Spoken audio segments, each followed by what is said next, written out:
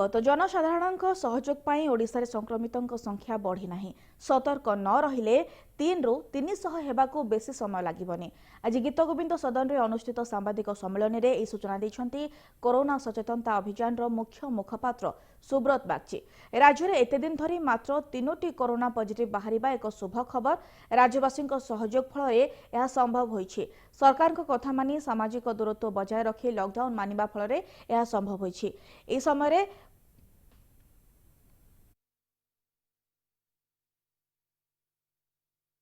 ओडिशार जनसाधारणଙ୍କର सचेतनता एवं सहयोग गत 15 दिन धरी आपण माने जेतिकी भाबरे निजर सुख स्वाच्छंद को त्याग करी सामाजिक दूरत्व बजाय रखिछंती, संगरोध करिछंती एवं लॉकडाउन रे रहिछंती।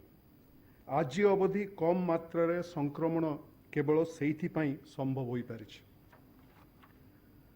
लॉकडाउन समय रे सबुठारु बेसी त्याग एवं धैर्य प्रदर्शन करिछंती आमर पुओ झियो माने।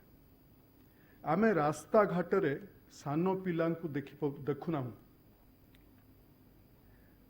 दिन पर दिन से माने घरे रही बड़ मानक पई श्रृंखलार निदर्शन होइछंती। माननीय मुख्यमंत्री प्रत्येक कुनी पुओ झियोंकु तांकर गेल्हा जणाइछंती एवं तांको अनुरोध करछंती से माने परिवार रो बड़ मान को बुझाई घरे रहिबा को कहंतु। एथर कथा बा गोटी अत्यंत जरूरी विषय रे। आमे आज 3टी पॉजिटिव रे अच्छे।